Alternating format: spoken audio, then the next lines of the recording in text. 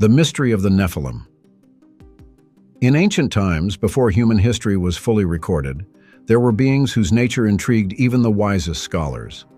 Among ancient texts, especially in biblical scriptures, there are enigmatic references to figures called Nephilim. These beings are mentioned for the first time in Genesis 6:4, where it is reported that, in those days, there were giants in the earth.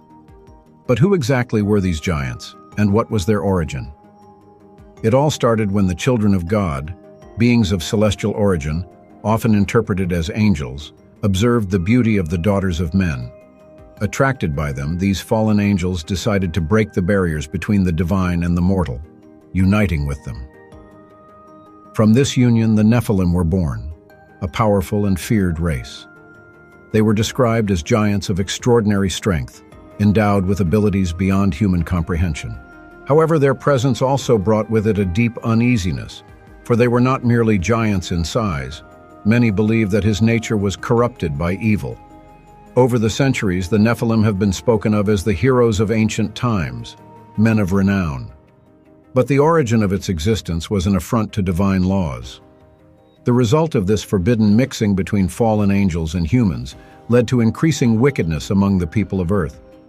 In the same chapter of Genesis, God declares that the human spirit will not live forever, and then limits the longevity of men to 120 years, as a punishment for the corruption that was spreading. The account of the Nephilim has generated countless discussions among theologians and scholars over the centuries.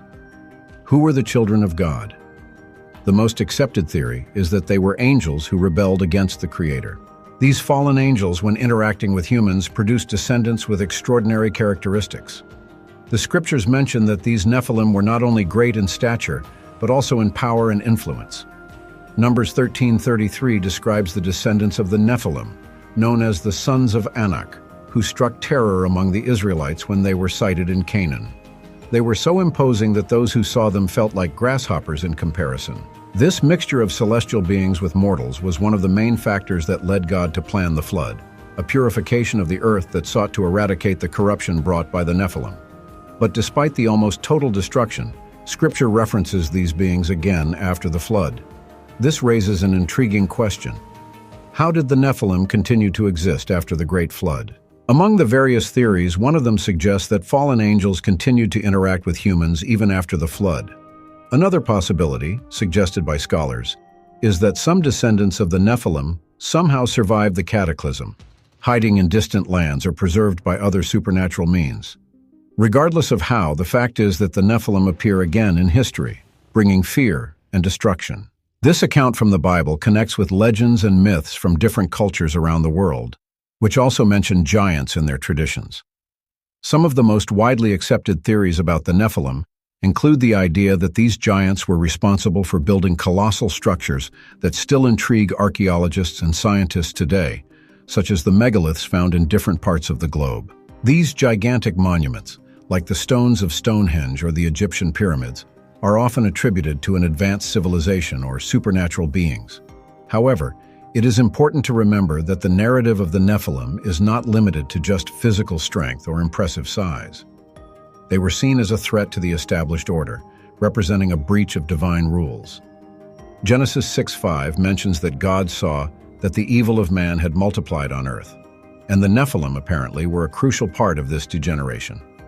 While some religious traditions consider them as tragic figures, the result of a forbidden union, others see them as villains, beings destined to bring chaos and destruction to the world.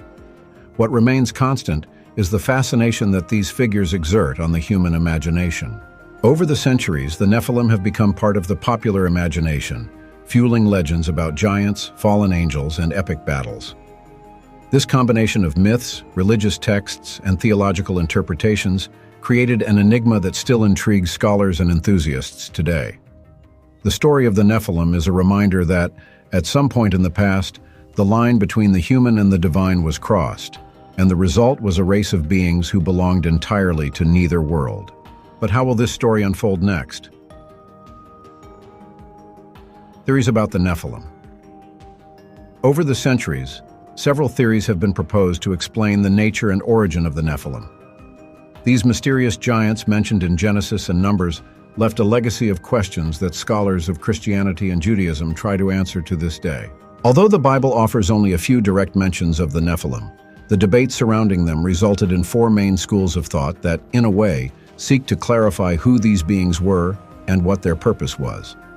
The first, and perhaps most widely accepted theory, is that the Nephilim were the result of a union between fallen angels and human women. This concept suggests that celestial beings, who had rebelled against God, came down to earth and, by mixing with humans, produced hybrid descendants. This view is often supported by passages such as Good 1:6, where the sons of God are identified as angels who appeared before the Lord.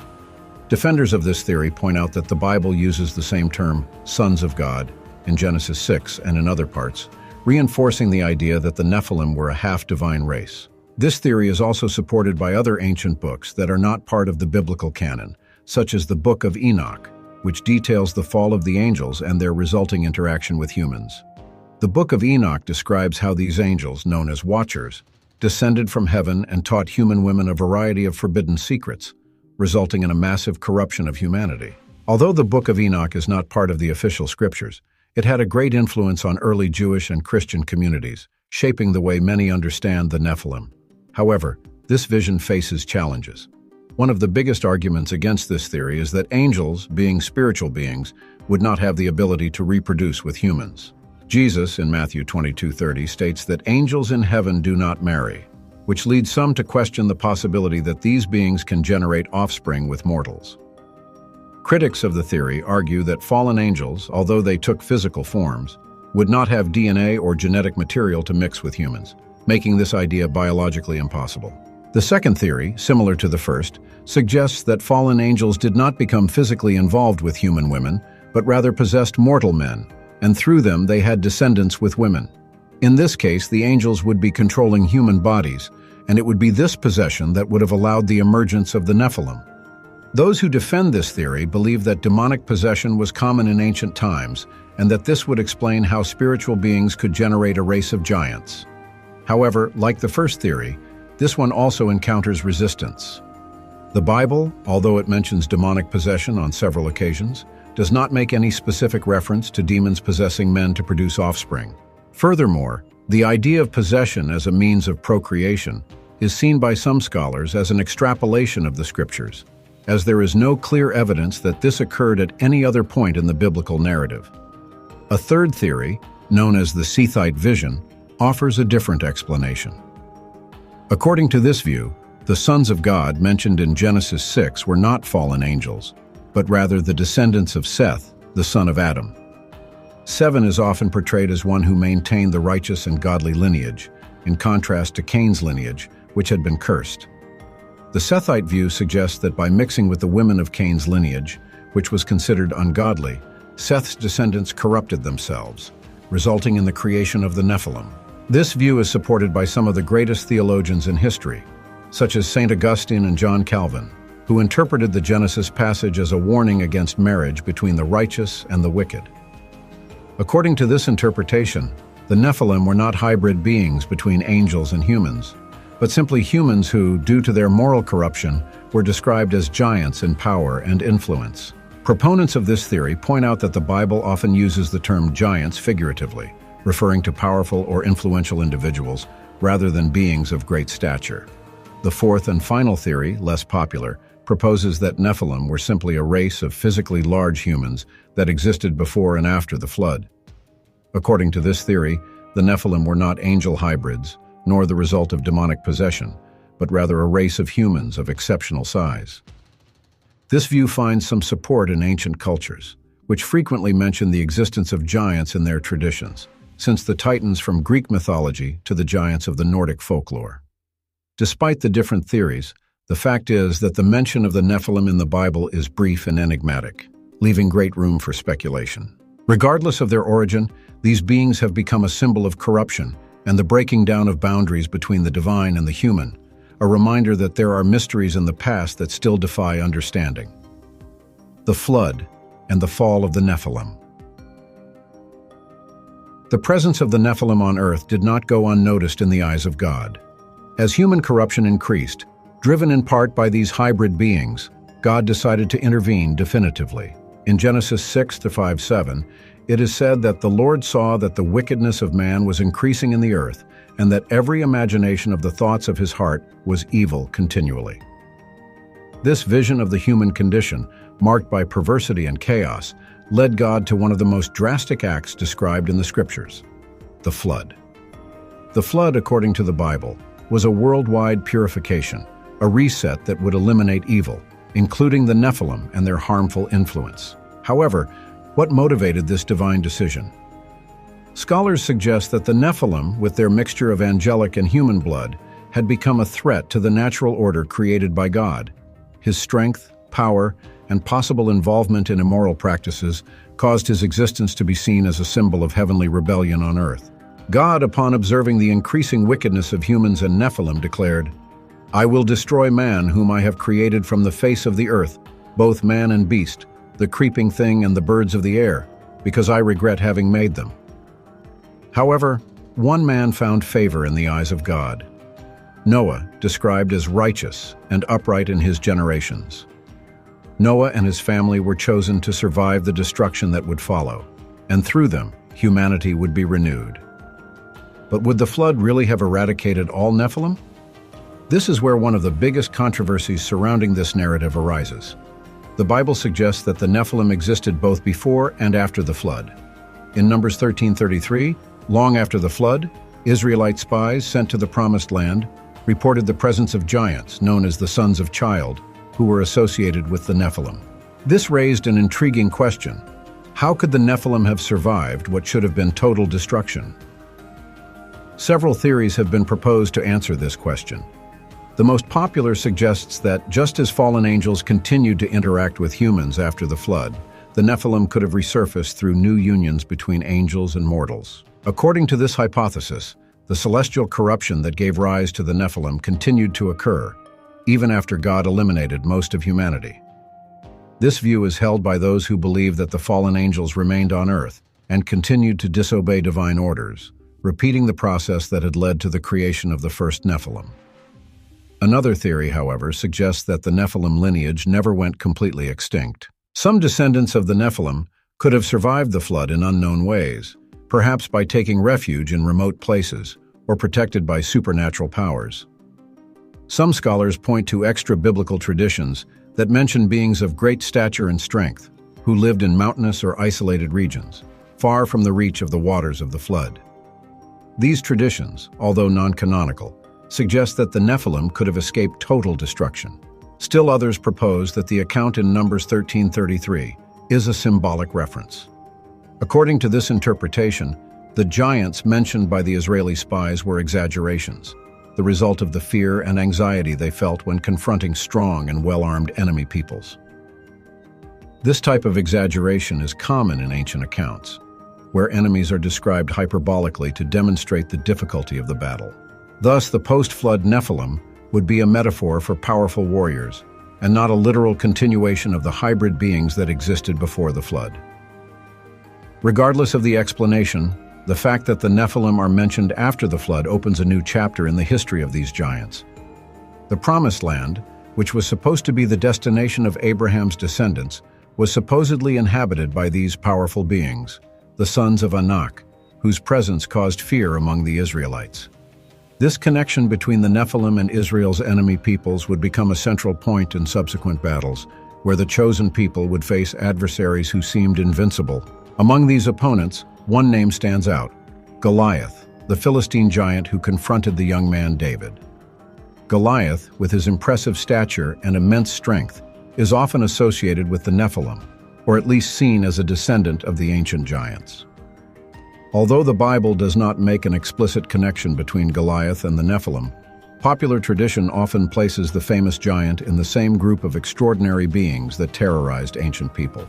David's defeat of Goliath is a pivotal moment in the biblical narrative, not only because it marks David's rise as a hero of Israel, but also because it represents the victory of divine power over brute force and corruption. Just as God had protected Noah and his family from the Nephilim during the flood, he now protected David from a new type of giant, showing that regardless of the stature or power of Israel's enemies, divine power was infinitely greater.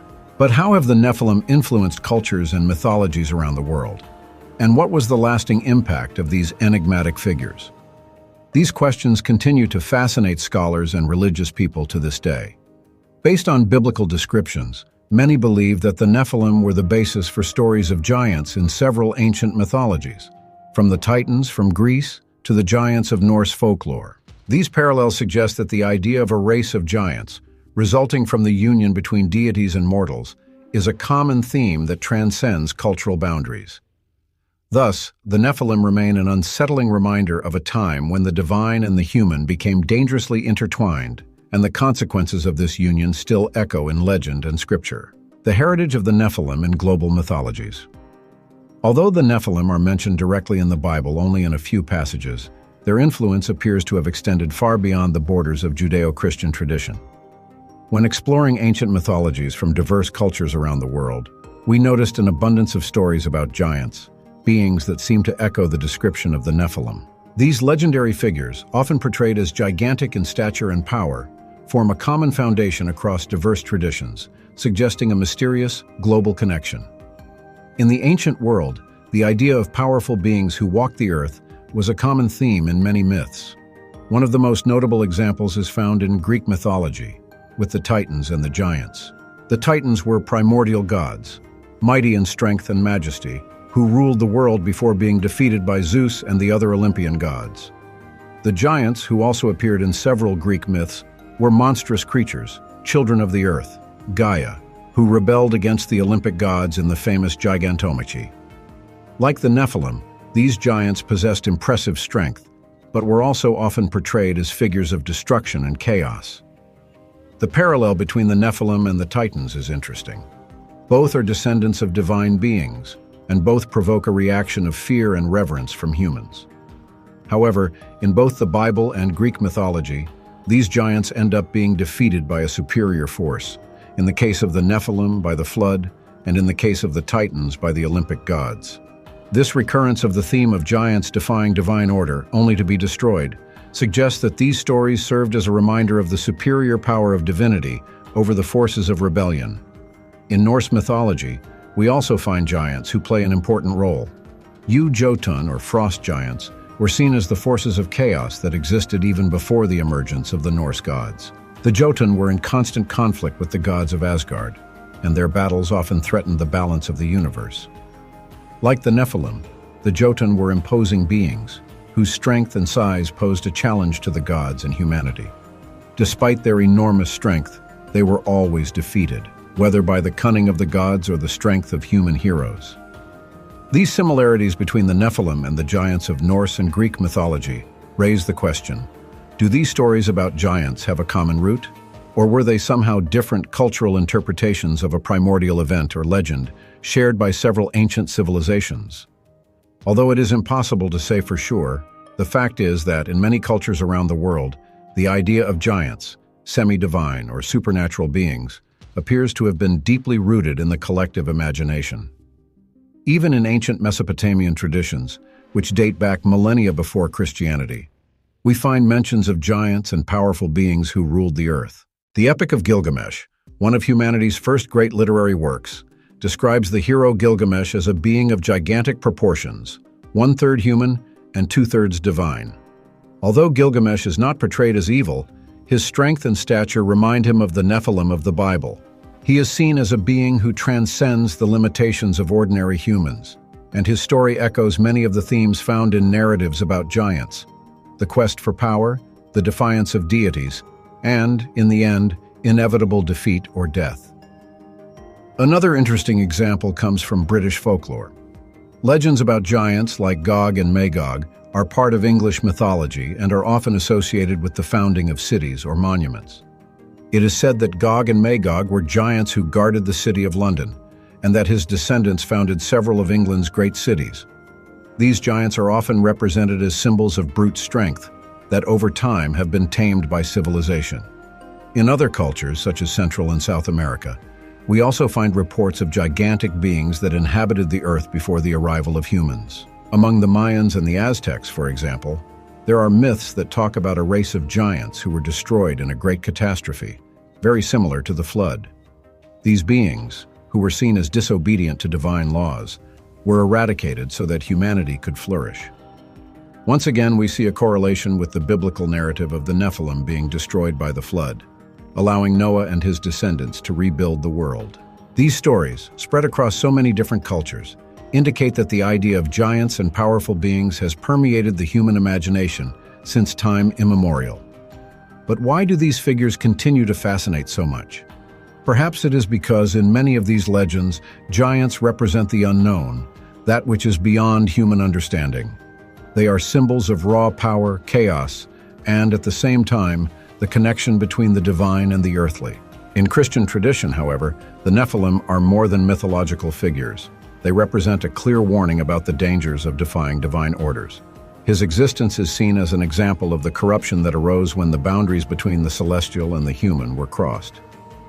At the same time, the destruction of the Nephilim by the flood is a reminder of God's supreme power and the inevitability of his judgment on sinners. However, the survival of stories about giants in so many cultures suggests that although the Nephilim were destroyed, their legacy continued in unexpected ways. Legends about giants still inspire the popular imagination, being incorporated into modern works of fiction, cinema, and literature. And just as in the past, these stories continue to serve as reflections on power, rebellion, and the consequences of defying the divine. But what remains concrete about the Nephilim today? Would there be physical evidence of its existence, or is it all just myth? Physical evidence and modern theories about the Nephilim. Over the centuries, stories about the Nephilim and other races of giants have generated both fascination and controversy. For many, the Nephilim are just an ancient legend with no basis in reality, but for others, they represent an unsolved enigma. The question that many scholars and curious people ask themselves is, would there be physical evidence that points to the existence of a race of giants on Earth? The search for evidence of giants dates back to antiquity. In various parts of the world, human bones of unusual sizes have been found, and these discoveries have often fueled theories that, at some point in history, giant beings actually inhabited the Earth. One of the most famous examples comes from the accounts of the Jewish historian Flavius Josephus, which mentions that the Israelites found the bones of a race of giants upon entering Canaan. Josephus describes these bones as so large that no one would believe them to be those of human beings unless he had seen them with his own eyes. Even more intriguing are the archaeological discoveries that, over the centuries, appear to support these claims. In several parts of the world, particularly in the United States, megalithic structures and graves have been found that supposedly contain skeletons of human beings of much larger size. During the late 19th and early 20th centuries, there were several reports of finds of giant skeletons in the Great Lakes regions and other locations in North America.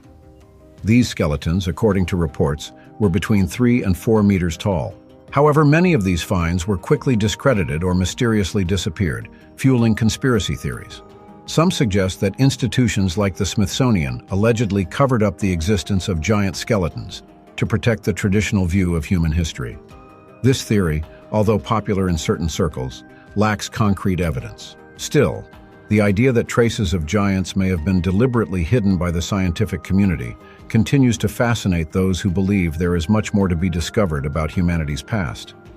Another example that raises discussions are the monumental ancient constructions that challenge the engineering capacity of their respective eras. Stonehenge in the United Kingdom and the pyramids of Egypt are often cited as possible examples of works that could have been built by a race of giants, or with their help. These megalithic structures, made of colossal-sized stones, seem almost impossible to have been built with just the tools and technology of the time. Some proponents of this theory suggest that the Nephilim, or other giants mentioned in legends, would have participated in the construction of these structures, using their superhuman strength to move the gigantic stones. While modern archaeology offers alternative explanations for these monuments, the mystery of how ancient civilizations managed to erect these monumental constructions without the technology we know today still raises questions. Another point of interest for those investigating the possibility of the existence of the Nephilim are the so-called giant footprints. In several parts of the world, such as South Africa and Sri Lanka, there are footprints carved in stone that appear to be those of much larger than normal human beings. In some cases, these footprints are more than 2 meters long, suggesting that their owners were gigantic. However, most archaeologists consider these footprints to be natural formations, carved by erosion or geological phenomena over time. Despite this, many continue to see these footprints as evidence that giants once walked the earth. The local legends surrounding these footprints also fuel this belief. For example, in South Africa, giant footprints are associated with ancient gods or supernatural beings who, according to tradition, interacted with the region's first inhabitants. Another intriguing example is the traditions of indigenous cultures in North America, tribes like the Navajos and the Paiutes. There are stories that speak of a race of giants that inhabited the lands before the arrival of indigenous peoples. These giants, according to legends, were violent and cannibalistic, which eventually led to a major war between the natives and the giants. The Paiutes, for example, tell the story of how their ancestors managed to defeat the giants by luring them into a cave and burning them alive. Similar stories about prehistoric giants are also found in the traditions of the Mayan and Aztec peoples, who, in some versions of their mythology, claim that giants inhabited the earth before the creation of modern man. These giants were destroyed by catastrophes such as floods or great fires, events that echo the biblical account of the flood. Even in the Bible, the mention of giants is not limited to the Nephilim. In addition to them, the scriptures talk about the Rephanes, a group of giants who, according to Deuteronomy 2:20-21, inhabited the land of Moab before being defeated by the Ammonites. These giants were known for their unusual stature, and their name appears in several parts of the Old Testament as a race of formidable warriors. The Bible also makes mention of Anakims, a tribe of giants that inhabited the land of Canaan and that frightened the Israelite spies sent by Moses. Given these mentions and reports of archaeological discoveries, the question arises: if there was physical evidence of the Nephilim, where is it today? Although modern science has attempted to provide rational answers to many of the mysteries surrounding the giants, the fascination with these enigmatic figures has not diminished. There are still those who believe that the evidence is hidden or destroyed, either to protect the conventional narrative of human history or for other unknown reasons.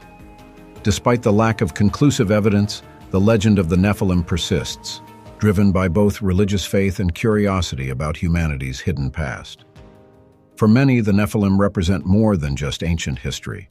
They are a reminder that there are secrets in the past that have not yet been fully uncovered.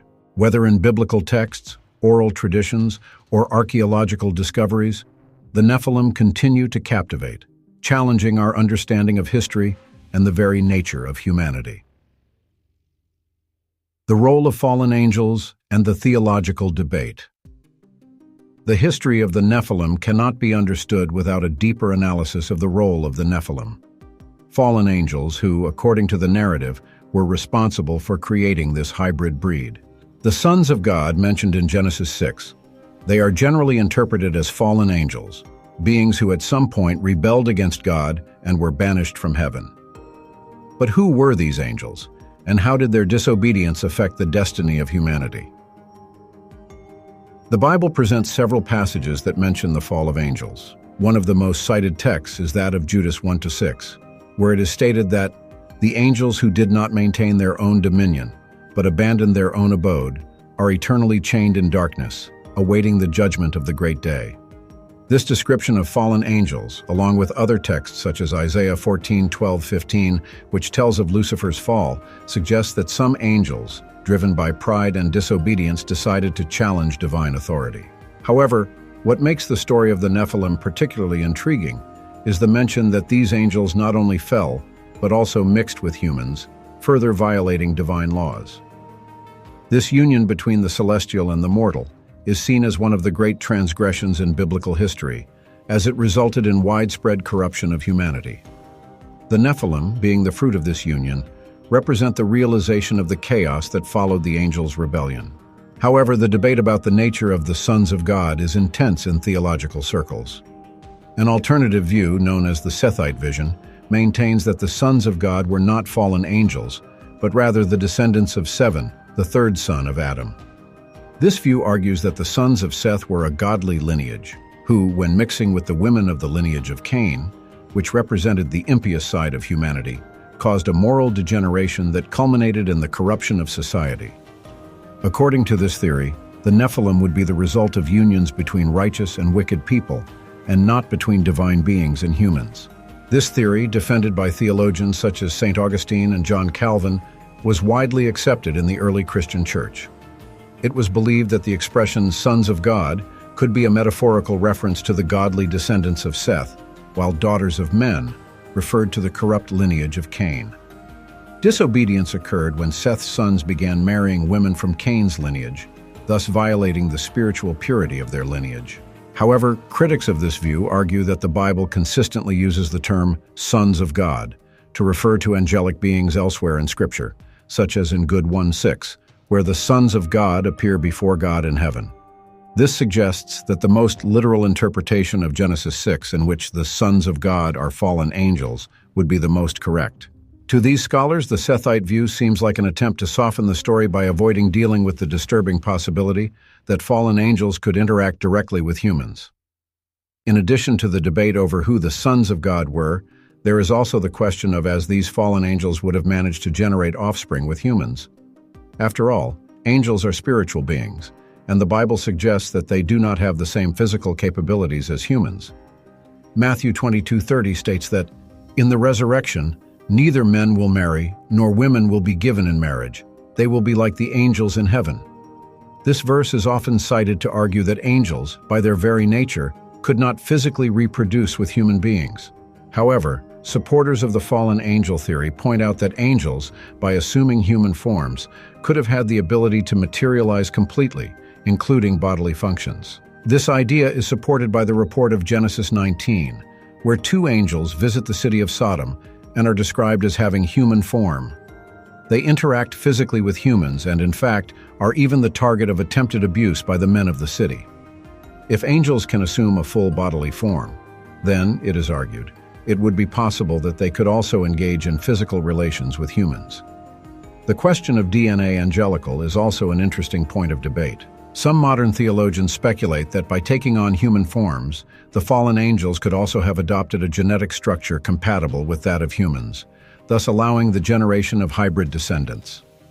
Although this is purely speculative and has no direct basis in Scripture, it is a theory that many use to try to explain how it would be possible for fallen angels to create the Nephilim. Another important point in this debate is the connection between the Nephilim and demonic possession. Some theories suggest that fallen angels could have possessed human bodies to generate their descendants, rather than interacting directly in a physical way. This concept is based on the idea that demonic possession was already a reality at that time, and demons, by controlling human bodies, could have manipulated their victims to achieve their goals. This view offers an alternative to the need for angels to have physical bodies, while also allowing the Nephilim to still be direct descendants of the fallen angels. The question of possession also raises other intriguing points. If the fallen angels actually used possession to generate the Nephilim, this could explain why these beings were seen as extremely evil. The fact that they were the result of a possessed and corrupted union could have influenced not only their physical nature, but also their spiritual disposition, making them prone to violence, chaos, and destruction. Regardless of which view one adopts, the fact is that the emergence of the Nephilim marked a moment of great rupture in biblical history. From that point on, the earth was filled with violence, and the human heart became even more distant from God. The flood was the divine response to this corruption, an attempt to purify creation and restore order to the world. But was the flood enough to completely eradicate the influence of the fallen angels? Or did the Nephilim continue to exist in some form even after the Great Flood? This question continues to fuel debate as new discoveries and theories emerge that challenge the traditional understanding of the role of Nephilim and fallen angels in human history. The Nephilim after the flood. A new generation of giants. When the Great Flood described in the Bible swept the earth, its main purpose was to eliminate the corruption and evil that had taken over humanity, including the Nephilim, the result of the union between fallen angels and human women. However, the biblical narrative suggests that somehow the Nephilim or their descendants continued to exist after this cataclysmic event. The first direct mention of giants after the flood appears in Numbers 13:33, where Israelite spies sent by Moses to observe the Promised Land reported seeing the children of child, descendants of the Nephilim. They described these giants as so huge that the Israelites felt like grasshoppers before them. This raises an intriguing question. If the flood was destined to destroy all corrupted humanity, how could the Nephilim still exist after this event? One of the most widely accepted theories to explain this apparent contradiction is that fallen angels continued to interact with humans after the flood, repeating the process that led to the emergence of the Nephilim before the flood. This vision suggests that the same fallen angels, or others who rebelled against God, returned to earth and once again fathered offspring with human women. This would explain why, even after the purification brought about by the flood, the Nephilim, or similar beings, continued to appear in various parts of the earth.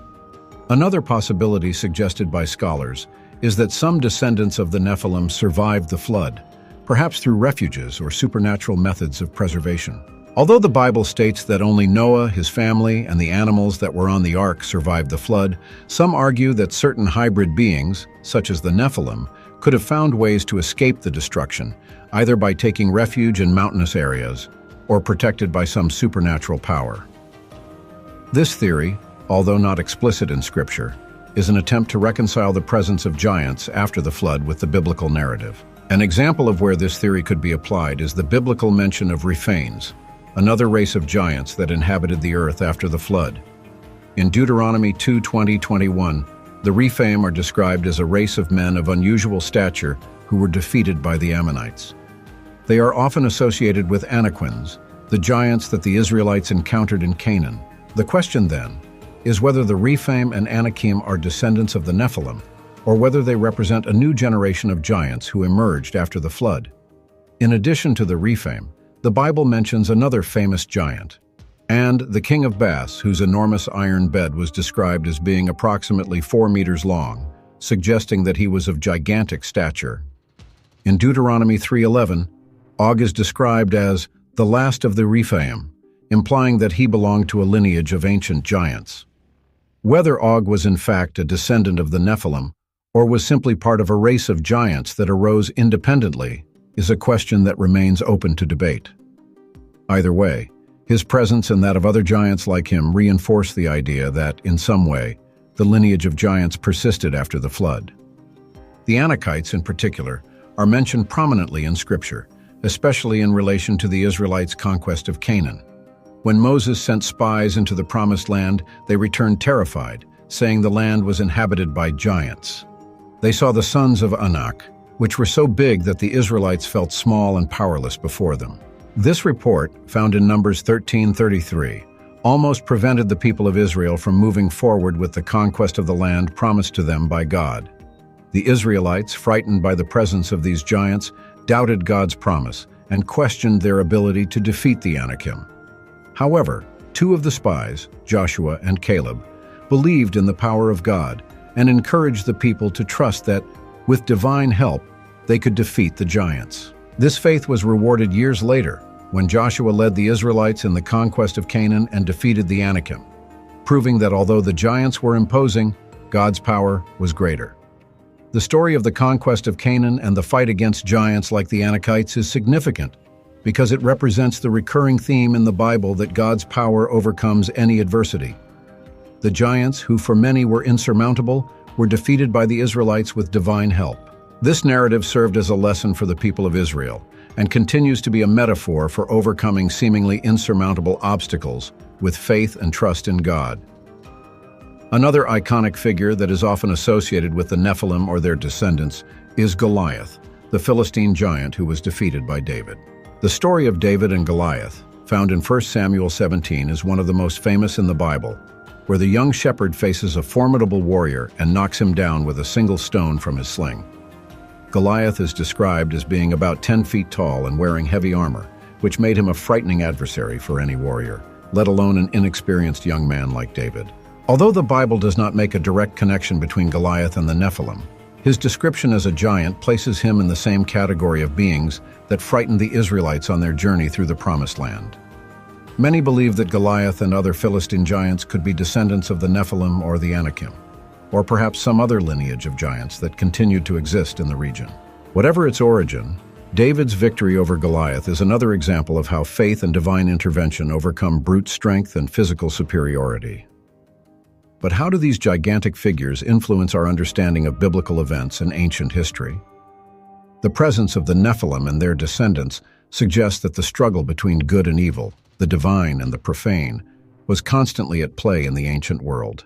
The victory of godly figures like Noah, Joshua, and David over these giants demonstrates God's sovereignty over all powers and creatures, whether human or not.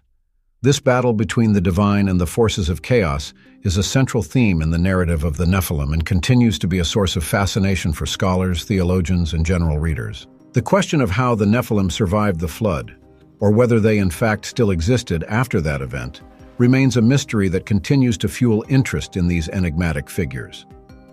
Modern interpretations and contemporary fascination with the Nephilim. In modern times, the mystery of the Nephilim continues to attract scholars, theologians, archaeologists, and even conspiracy theory enthusiasts. The story of these biblical giants, so briefly mentioned in the scriptures, left a legacy of unanswered questions that, over the centuries, provoked debates and interpretations of the most varied natures. Many wonder, were the Nephilim just a metaphor, or did they really walk the earth? The advancement of science and archaeology has sometimes shed new light on ancient mysteries. However, the scarcity of concrete physical evidence, such as giant skeletons or artifacts directly related to the Nephilim, has left much of these questions open to interpretation.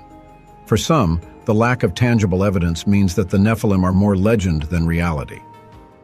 Others, however, point to archaeological discoveries, ancient texts and cultural traditions that could, if properly examined, provide clues about the real existence of these beings. One of the arguments used by those who defend the existence of the Nephilim is related to the presence of megalithic structures around the world. Monuments such as the pyramids of Giza, the ruins of Baalbek in Lebanon, and the stone complexes Stonehenge continue to intrigue researchers due to the monumental size of their stones and the skill required to move them. Some argue that without modern technology, it would have been nearly impossible for ancient civilizations to erect such structures, which could indicate that beings of superhuman strength, such as the Nephilim, were involved in the construction of these monuments. Baalbek in particular is an example often cited by giant theorists. The ancient city is home to stones weighing more than 1,000 tons, called foundation stones. Even with current knowledge and technology, moving stones of this size would be a formidable challenge. This inability to explain how these constructions were built using only the technology available in antiquity has led some to speculate that giant or advanced beings somehow helped with the construction. Another point of great interest for Nephilim enthusiasts is the so-called giant hits found in various parts of the world. In South Africa, for example, there is a footprint carved in stone that measures about 2 meters long. Although archaeologists mostly consider these footprints to be natural geological formations, there are those who believe that these footprints are proof of the existence of a race of giants that walked the earth in ancient times. In addition, there is also the issue of historical and literary accounts. As mentioned in previous chapters, the Jewish historian Flavius Josephus wrote about the Nephilim and about the giants encountered in Canaan by the Israelites. Josephus, who lived in the 1st century, is considered one of the most important historical sources of antiquity, and his work has been widely used by scholars over the centuries.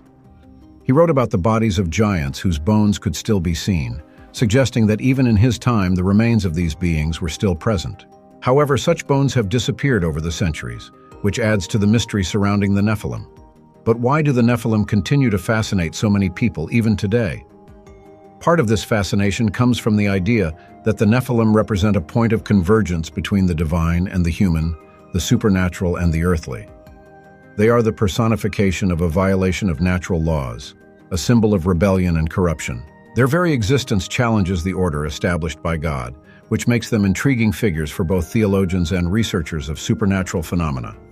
In the modern era, interest in the Nephilim has been revitalized by alternative theories of history. Some authors and researchers have proposed that the Nephilim were not only giants, but possibly beings of extraterrestrial origin. This theory suggests that the sons of God mentioned in the Bible could be interpreted as travelers from another world, who came down to Earth and interacted with humans, generating a hybrid race.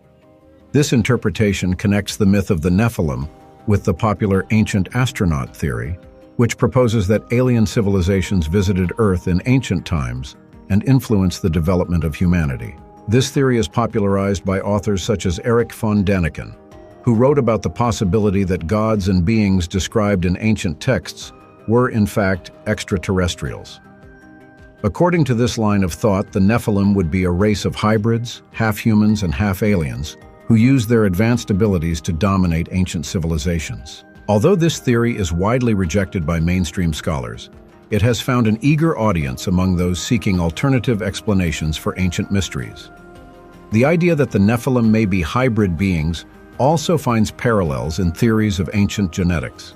Some researchers suggest that the Nephilim could be the result of genetic manipulations carried out by more advanced beings, fallen angels or extraterrestrials, on primitive human beings.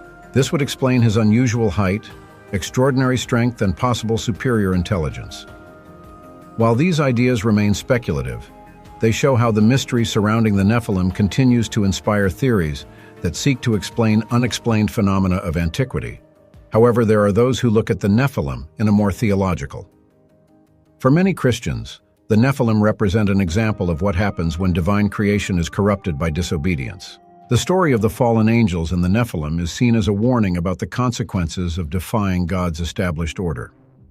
The flood, in this context, is the divine response to the moral and physical corruption that had spread across the earth, and the Nephilim are the symbol of this degradation. Furthermore, the topic of the Nephilim also appears in discussions about the end of times. Some currents within Christianity believe that, in the last days, there will be a return of the Nephilim or similar beings as the world approaches final judgment.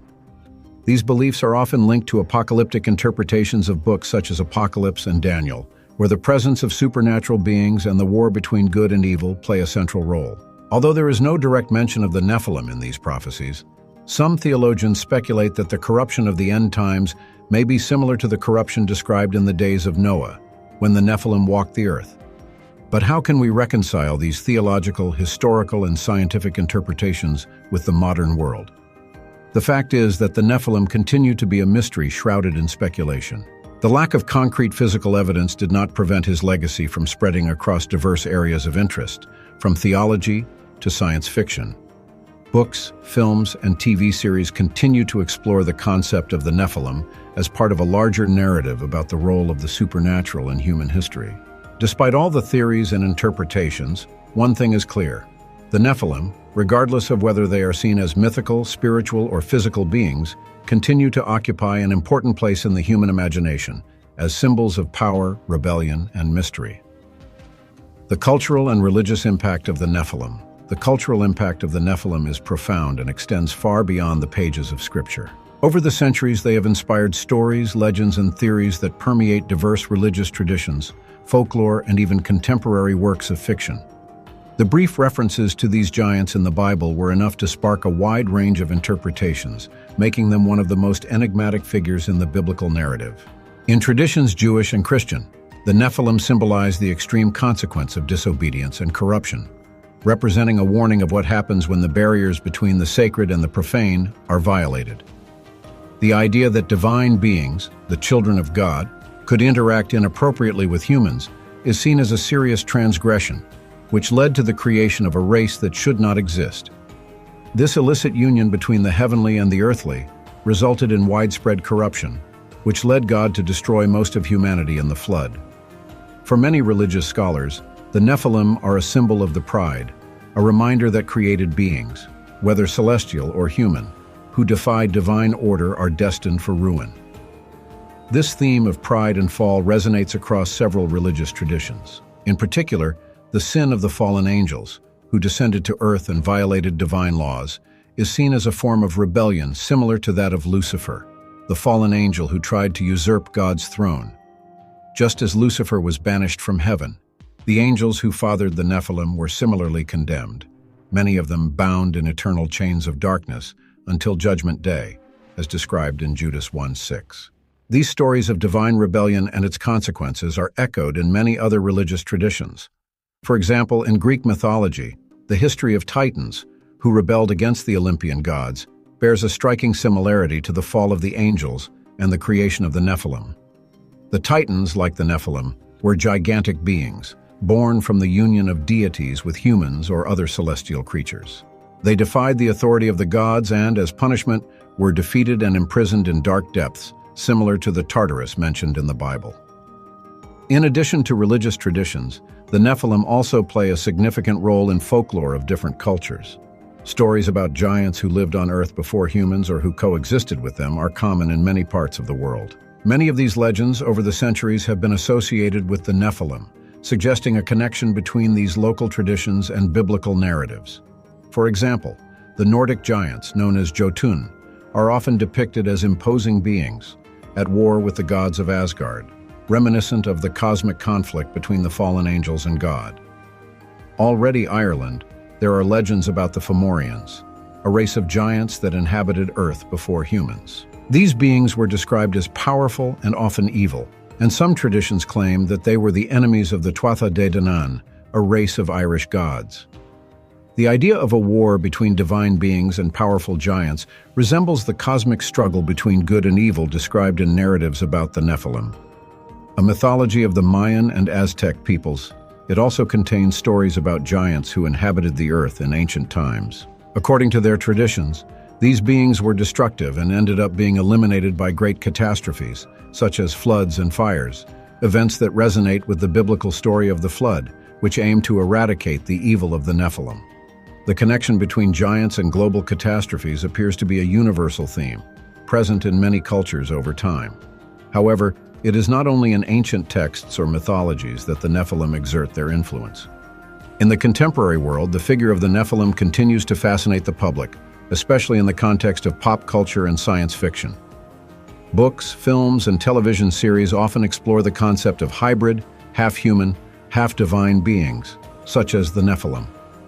Television series like Supernatural and films like Noah, 2014, directed by Darren Aronofsky, directly reference the Nephilim or explore modern variations of this concept. Already literature. In fiction, the Nephilim are often portrayed as powerful and mysterious beings. In popular book series such as The Mortal Instruments by Cassandra Clare, the Nephilim are described as a race of demon hunters with supernatural abilities inherited from angels. Although this version of the Nephilim is a fictional and highly stylized interpretation, it demonstrates how these beings continue to capture the modern imagination. In addition to fiction, the Nephilim also play an important role in conspiracy theories and alternative interpretations of history. Some of these theories suggest that the Nephilim not only existed in the past, but that their bloodlines still exist today, hidden or disguised. These theories suggest that the Nephilim played an important role in the development of ancient civilizations, helping to build megalithic monuments and teaching humanity forbidden secrets. The Book of Enoch, an apocryphal work that is not part of the official biblical canon, is often cited by advocates of these theories. The book details how the Watchers, a group of fallen angels, taught humans a series of forbidden knowledge, such as magic and metallurgy, contributing to the corruption of humanity. These ideas connect with the popular theory of ancient astronauts, which suggests that extraterrestrial beings visited Earth in the past and influenced humanity in various ways. Some theorists argue that the Nephilim may have been beings from another planet, seen as gods by ancient civilizations, and that their physical and technological prowess were interpreted as signs of divinity. Although this theory is largely rejected by mainstream science, it has found a solid base of supporters, especially in pop culture. However, the impact of the Nephilim on modern culture is not limited to speculation alone. Some religious communities view the Nephilim as part of a spiritual agenda, warning that the return of these beings or similar figures would be a sign of end of times. In some interpretations of the apocalypse, it is believed that the Nephilim or their descendants could resurface in the last days, playing a role in the great battle between good and evil before the return of Christ. This apocalyptic perspective also finds echo among some groups within the movement. Evangelical Christian, where the emergence of supernatural or inexplicable events is seen as a sign that the end of times is near. The idea that hybrid beings like the Nephilim could resurface as part of this cosmic battle between celestial and infernal forces is a view that, while not widely accepted, continues to gain traction among certain circles. But why do the Nephilim exert such a lasting fascination, spanning centuries and cultures, and remaining relevant in so many areas of knowledge and fiction? The answer perhaps lies in the nature of the Nephilim as figures who transcend the boundaries between the human and the divine. They represent both the possibility and the danger of exceeding the limits established by divinity, becoming icons of power, transgression, and mystery. Whether as legends, spiritual warnings, or pop culture characters, the Nephilim continue to capture the human imagination, serving as a reminder that somewhere between myth and reality, there are stories that never cease to fascinate us. The eternal legacy of the Nephilim and final reflections. The story of the Nephilim, filled with mystery, power, and transgression, continues to resonate in contemporary culture and religious traditions around the world. However, as we reach the end of this journey of exploration, it is important to reflect on the lasting impact these beings have not only on the collective imagination, but also on humanity's spiritual and moral understanding. What do the Nephilim represent in a deeper way? And why do their stories persist, crossing generations and cultures? Firstly, the Nephilim are more than merely mythological giants or characters from ancient legends. For many religious traditions, they symbolize the temptation and the danger of exceeding limits imposed by God. The violation of sacred boundaries between fallen angels and humanity is a central theme that carries profound lessons about the cosmic order and the need to respect what has been divinely established. The union between divine and human beings, which gave rise to the Nephilim, is seen as an example of how the mixture between the sacred and the profane can corrupt not only individuals, but also an entire civilization. The presence of the Nephilim on Earth before the flood is often associated with increased violence, evil, and chaos. Its influence was so harmful that God decided to intervene directly, purifying the earth with the waters of the flood. The destruction of the Nephilim and the corrupt society they helped create is a landmark in the biblical narrative of redemption and judgment. Noah, the righteous, survived the catastrophe with his family, and through them, humanity was reconstituted. This cycle of corruption and purification is seen as a continuous reflection of the struggle between good and evil, between obedience and rebellion, which permeates all of human history. However, the persistence of the Nephilim in scripture and various post-flood traditions, as seen in Enochians and Rephanes, raises the question of whether these beings pose a constant danger. Some religious scholars interpret the resurgence of giants after the flood as a reminder that evil is never fully eradicated. It can be defeated temporarily, but has the potential to reappear, requiring constant spiritual vigilance. The battles between the Israelites and the giants, culminating in the defeat of Goliath by David, reinforce this theme, showing that even in the face of seemingly invincible forces, faith and justice can prevail. What also makes the Nephilim so fascinating is their ability to transcend time and space. Despite being mentioned in only a few parts of Scripture, they continue to inspire stories, myths, and theories throughout the centuries. Their stories resonate not only with Judeo-Christian traditions, but also with ancient cultures that speak of giants, demigods, and powerful beings.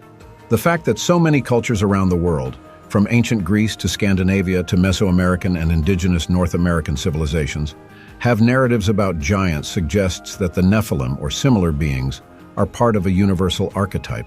This archetype is that of tragic hero or powerful being that goes beyond limits, and for this he is punished. The Nephilim, with their extraordinary strength and divine origin, represent the attempt of created beings to rise above their natural state, defying the rules established by the gods or the cosmos.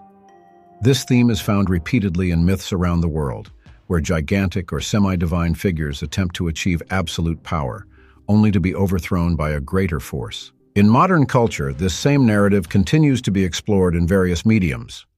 The Nephilim, as already mentioned, appear in TV series, films, and literature fantasy, often as characters who represent the balance between power and morality. In contemporary works of fiction, such as Mortal Instruments or Supernatural, the Nephilim are portrayed as hybrid beings, often facing moral dilemmas about their own existence. They struggle with questions of identity and purpose, which reflect contemporary debates about the nature of power and responsibility.